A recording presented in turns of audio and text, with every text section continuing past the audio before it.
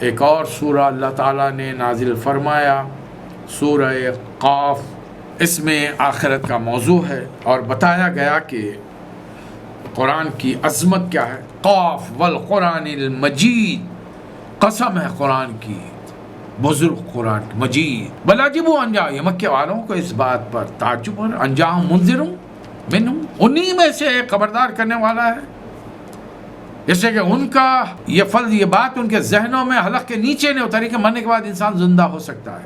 اذا متنا وکنا ترابا ذلک رجع بعید، مر جائیں گے، سڑ گل جائیں گے، مٹیاں بوسیدہ ہو جائیں گی، ہڈیاں ہماری گھل جائیں گی، پھر دوبارہ زندہ کیے جائیں گے۔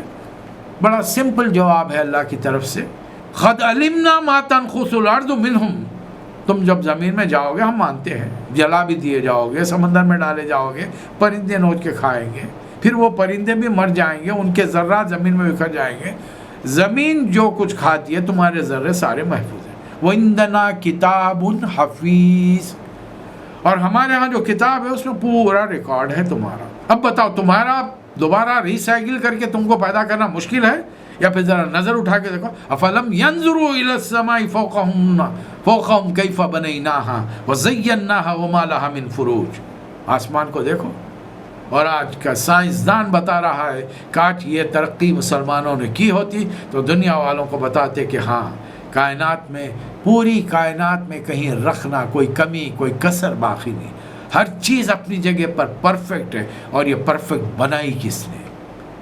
ہر سیارے ستارے کا ایک ڈسٹینس ہے جو مینٹین کر رہا ہے، اور ہر کوئی اپنے اپنے آربٹ مدار میں گھوم رہا ہے، ایک دوسرے کے اس میں دخل اندازی کبھی بھی نہیں کر سکتا۔ آسمان سے پانی برسایا، نباتات اگائیں، کھانے پینے کا ساز و سامان ہے، برکت والا پانی ہے جس سے تمہیں ہر چیز، تمہارے رزق کا بندوبست ہے، تمہارے جانوروں کے لیے۔ کائنات کے بارے میں غور و خوض کی اللہ تعلیم دے رہا ہے۔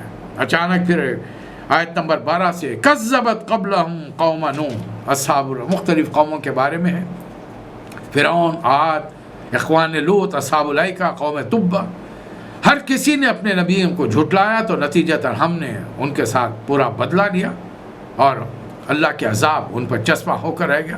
اب اللہ فرما رہا ہے، کیا ہم پہلی بار تم انسان کو پیدا کر کے عاجز آ گئے، سیکنڈ ٹائم اسے دوبارہ پیدا کرنا مشکل ہے؟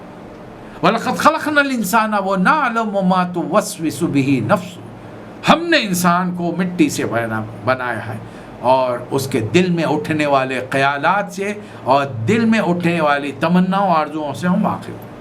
وَنَحْنُ أَقْرَبُ إِلَيْهِ مِنْ حَبْلِ الْوَرِيدِ، ہم اس کے شیرک سے زیادہ قریب ہیں، اور ہم نے فرشتوں کو بھی رکھا۔ وَإِذْ يَتَلَقَّى الْمُتَلَقِّيَانِ عَنِ الْيَمِينِ وَعَنِ الشِّمَالِ قَعِيدٌ، دو فرشتے ہمیشہ اس کی نگرانی کرتے رہتے ہیں، جو بھی منہ سے ما يلفظ من قول الا لديه رقیب عتید، منہ سے ایک لفظ نکلتا ہے کہ اچھا ہوگا سیدھے ہاتھ کا فرشتہ لکھے گا، برا ہوگا بائیں ہاتھ کا فرشتہ۔ اس لیے بہت احتیاط کی ضرورت ہے، جو ہمارے بزرگ بچپن میں کہا کرتے تھے، پہلے تولو تو بولو پھر بولو، اس لیے کہ جوش میں جذبے میں انسان کفریہ کلمات تک کہہ دیتا ہے۔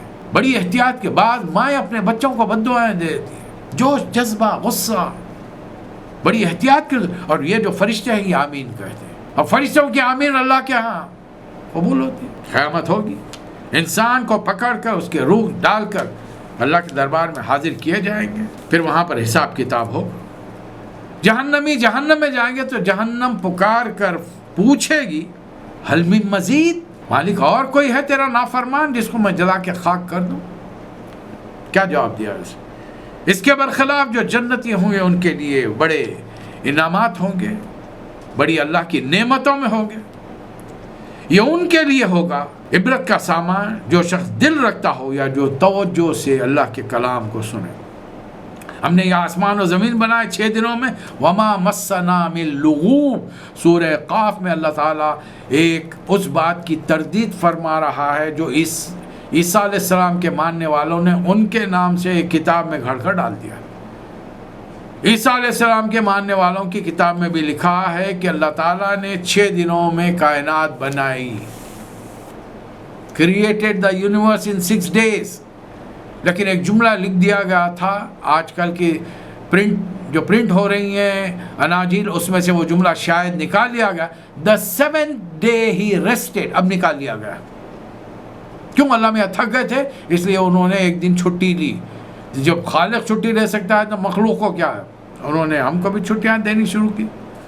اب مسلمانوں نے بغیر لوگ غور و خوض کیے، تدبر فکر کیے کہ ان کی پیروی کے اندر ہم نے بھی وہی جہالتیں شروع کر دی اپنے لیے. ٹھیک ہے، ان کی اتوار کی چھٹی، ان کی ہفتے کی چھٹی، موسیٰ علیہ السلام کے ماننے والوں کی. ہم محمد صلی اللہ علیہ وسلم کے ہمارا مقدس دن جمعہ، ہم کو بھی جمعے کی چھٹی چاہیے. نہیں، رسول اللہ صلی اللہ علیہ وسلم کی امتیوں کو چھٹی نہیں مل سکتی. اگر آپ نے قرآن کا سبق یاد کیا، رسول اللہ صلی اللہ علیہ وسلم کی سیرت کا سبق یاد کیا، آپ کو چھٹی نہیں ملے گی. اس لیے کہ یہ مدرسہ ہی کچھ اور ہے، مکتب عشق کا دیکھا یہ نرالا دستور. اس کو چھٹی نہ ملی جس نے سبق یاد کیا. اگر آپ نے اور میں نے قرآن اور سیرت نبی صلی اللہ علیہ وسلم کا سبق یاد کیا ہے، ہمارے لیے چھٹی نہیں، بلکہ چھٹی کے دن کام بڑھ جائے گا.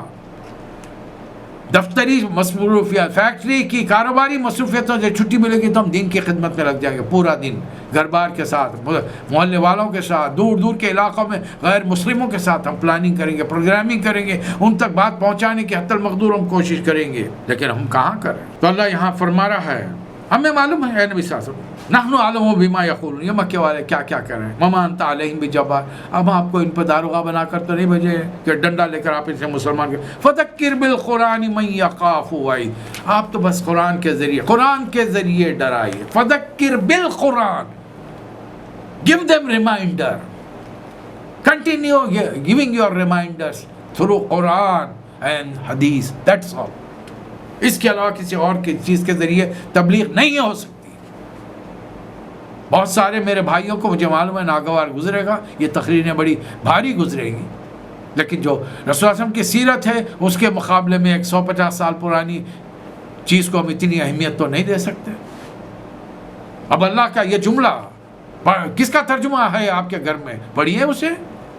فذکر بالقرآن من یخاف وعید، سورہ قاف کی آخری آیت پڑھیے آپ. اللہ حکم دے رہا ہے نبی کریم صلی اللہ علیہ وسلم، اس قرآن کے ذریعے ڈرائیے. ہم کیا کر رہے ہیں؟ ہم بیٹھے ہوئے، ہم اس بارے میں غور کرنا ہی نہیں چاہتے. قرآن کے پیغام کو پہنچانا مشکل ہے، اس لیے کہ ہمارے مولویوں نے ہمیں کیا کیا سبق پڑھا ہے. میرے بچپن میں گھر والوں نے کبھی کچھ نہیں کہا، کسی مولوی صاحب نے سامنے بٹھا کے، لیکن کچھ باتیں غیر شعوری طور پر ادھر ادھر سے سن کے جمع ہو گیا. اگر قرآن کو ترجمے سے تفسیر سے پڑھو گے بھٹک جاؤ گے. آپ یقین مانیے زندگی کا آدھا حصہ ڈرتے ہوئے کتاب کو ترجمے والی ہاتھ نہیں لگایا، قرآن کو، حدیث کو، فقہ کی کتاب کو، بہک جاؤں گا، بھٹک جاؤں گا.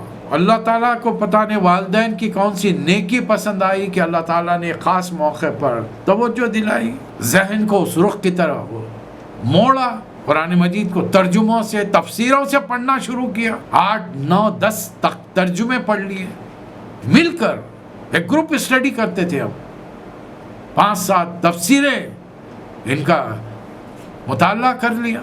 احادیث 7 میں یہ دعویٰ نہیں کر رہا ہوں کہ میں نے پڑھ لیا اور سب سمجھ لیا.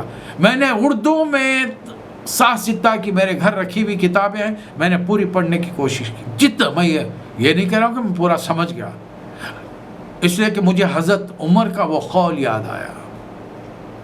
قرآن پڑھ رہے ہیں نماز میں، ایک لفظ پر آ کر سورہ قیامہ کرو، وہ فاکہۃ و ابا، سورہ عبسہ کا لفظ فاکہۃ و ابا.